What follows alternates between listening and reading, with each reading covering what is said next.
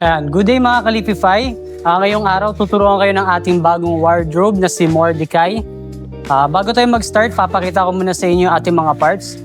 Ito yung malaking mirror natin para kay Mordecai. Bali, sukat siya ng 3-door pero 2-door lang yung pintuan niya. Ayan, ito naman yung finish or yung design ng kabilang pintuan natin. Then ito yung mga part natin, yung back part, back panel. Ayan, left and right. Then yung mga side-by-side panel natin. Left and right din. Tapos ito yung bottom cover natin o yung bottom panel. Yan yung may slot na ganyan. Ito. Tapos yung merong brace na ganito sa gitna. Ganito naman yung mga shelves natin. Tapos ito yung cover ng ating mini bolt. Ito yung susi. Naka-attach na to, yung part na to. Sasalpak na lang natin tong maliit na accessories na to rito. Then ito naman yung top cover natin. Picture ng top cover natin. Center panel. Tapos ito yung mga frame natin, left and right na frame. Ito yung rod. Tapos ito naman yung mga front and back cover ng ating lower frame. Then yung sa middle part niya, ito naman, magkasama siya. Bali mamaya i-attach natin to. Itong part na to. Tapos ito naman yung top frame. Yan, bago tayo mag-start, buuhin muna natin yung frame niya. Yan, sa pagbuo ng frame, makikita nyo, meron siyang 4 na butas. Kailangan magkakatapat yan yung 4 na butas na yan. Bali ganito dapat yung tayo niya. Yung may 4 na butas, yan yung sa may lower frame. Yan yung sa 2 butas naman na magkatapat din. Yan naman natin ikakabit yung top frame. Nagala natin siya ng side na ganito. Kunin natin yung top frame. Yan, sa top frame, 2 yung butas niya. I-attach nyo lang siya ng paganyan. Yan, papasok nyo lang to. Itong may part na to. Ito. Yan. Pag tama yung pagkakapasok ko, siyang maglalapat. Then kabilang side.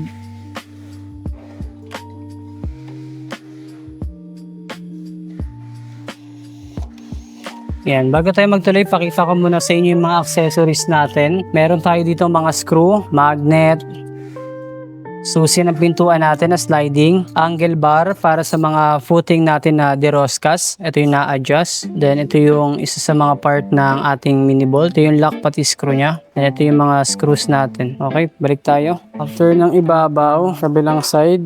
Bali kung ano yung front, ito yung pagkakapareho ng front. Yung may ganito. Ito yung front niya. Tapos ito tandaan nyo rin to, dapat lagi itong pataas. Kasi dyan natin ipapatong isang part natin sa center frame natin dito sa may bandang lower.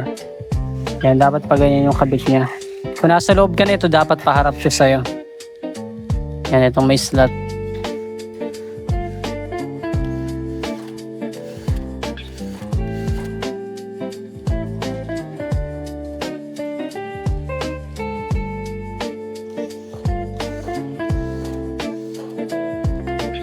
Yan, after natin makabit yan, pwede na natin siyang itayo. Tsaka natin ikabit yung mga iba niya pa ng parts. Yan, ito. Touch na natin to.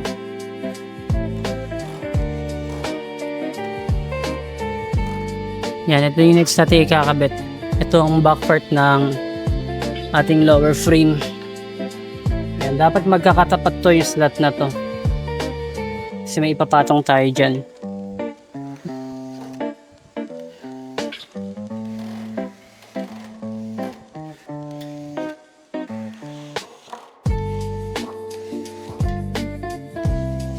Yan, after natin makabit yung frame, next natin ikakabit itong part na to. Bali, pag ganito natin siya ikakabit. Itong part na to, ito yung snap natin dito.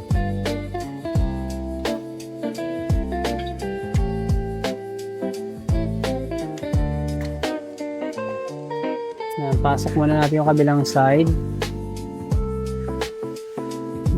to, kahit itaas nyo na lang to or palubog. yung kabilang side.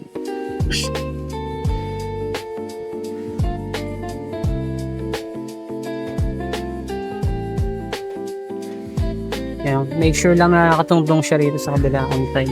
Yan, kapag natungtong nyo na, next natin ikakabit itong part na to. Bali dito siya sa gitna. I-screw nyo lang siya dyan. Yan, tapos i-screw nyo rin to yung part na to.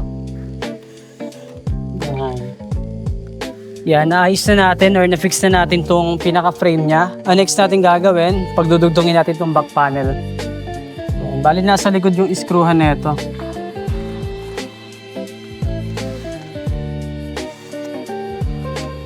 Yan, after natin mapagdugtong yung back panel niya, bali ganyan yung magiging position ng back panel natin. Next natin yung side-by-side panel. Bali itong panel na to, ito yung left side. Papasok na natin dyan, tutungtong natin. Ang i-screwan nyo lang muna, itong tatlo. Ito sa taas, wag muna.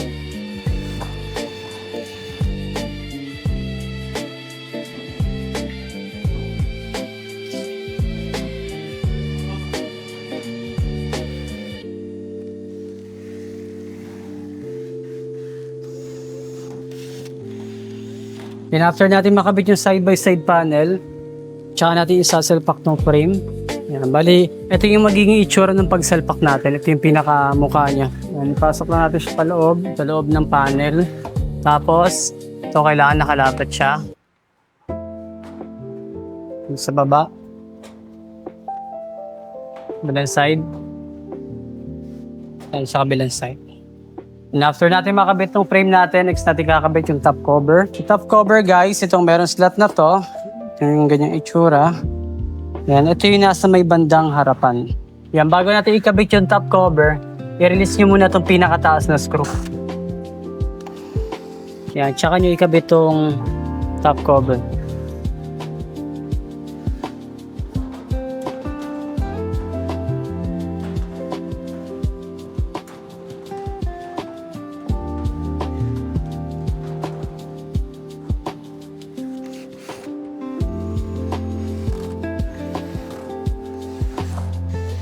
Yan, tapos kung may kasama kayo, dapat ipatulak to sa may likuran para lumapat siya. Pero pwede rin naman ganito.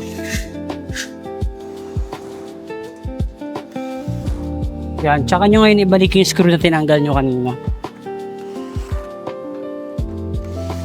Yan, after natin makabit yung top cover, next natin itong bottom cover naman. Yan, ito yung may slot sa may harapan yan. Dapat nakatungtong siya sa mga slot na nakaabang na yan. Yan, kapag i-release nyo muna to. I-release nyo muna siya para magpasok yung bottom cover.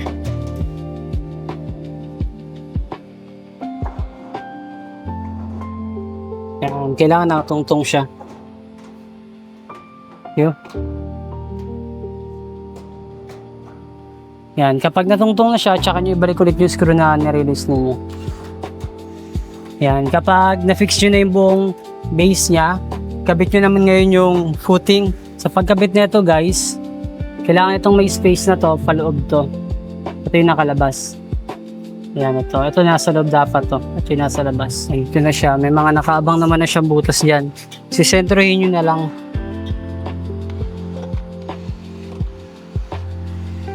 Pag ganyan, nasa loob dapat to.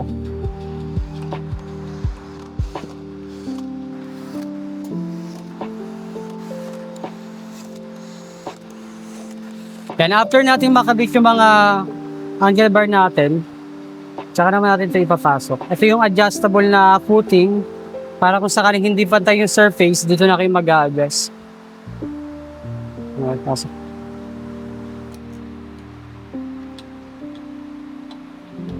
Yan, after natin makabit, itayo nyo lang ulit siya. Tsaka natin ikakabit yung central panel natin. Sa center panel, dapat magkatapat yung mga butas doon sa may side, doon sa may back panel.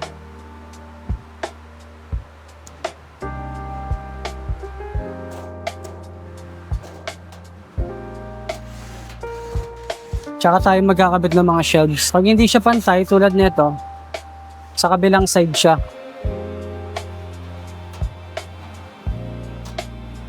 Tapos kailangan itong manipis, ito yung nakadikit sa back panel. Then itong malapad, ito yung sa may harapan.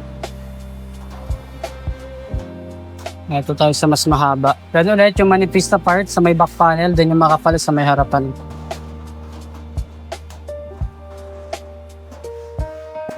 Yan, tsaka natin kung ikakabit yung rod natin. Then ito yung ating shield para sa ating small bolt.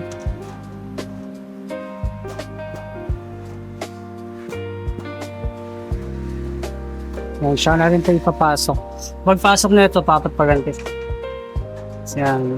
Tapos, tsaka niya siya yung dahan-dahan. Kailangan pumasok siya rito. May snake doon.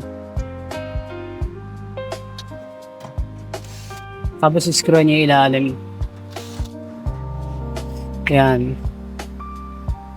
Then, kunin natin yung part niya. Sa pagkabit nito, dapat itong malalim. Ito nasa ibabaw. Ganyan dapat na.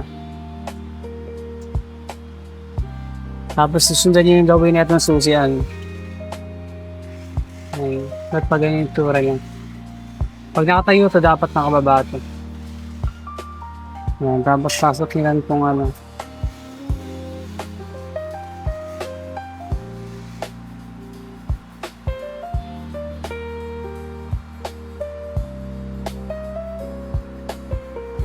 Yan.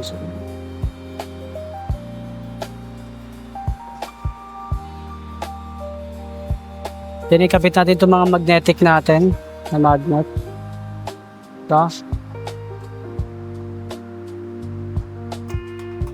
Yan. Tapos unahin natin itong unang pintuan. Kita niya meron dalawang butas yan sa una at sa pangalawa. At ipapasa sa may unang part. Yan. Kailangan itong part na to, ito ipapasok sa may butas. Pagkapasok, medyo apakan nyo rin siya ng konti para umangat o lumubog. Tapos kailangan nyo railing nakatungtong dito.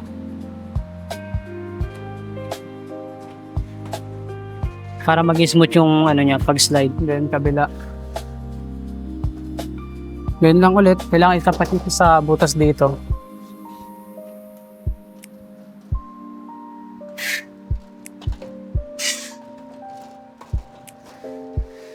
Tapos medyo i-push yun ito pababa.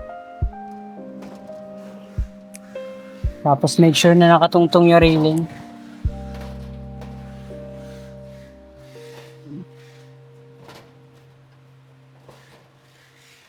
Yan, para maging smooth yung pagkakaslide niya.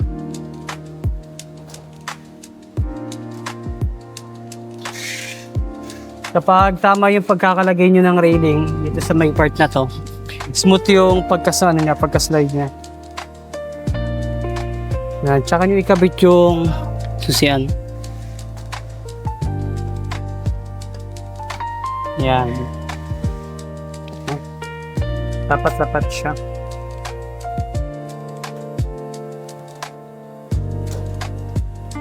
Yan, ganyan lang kadali buhin yung ating Mordecai.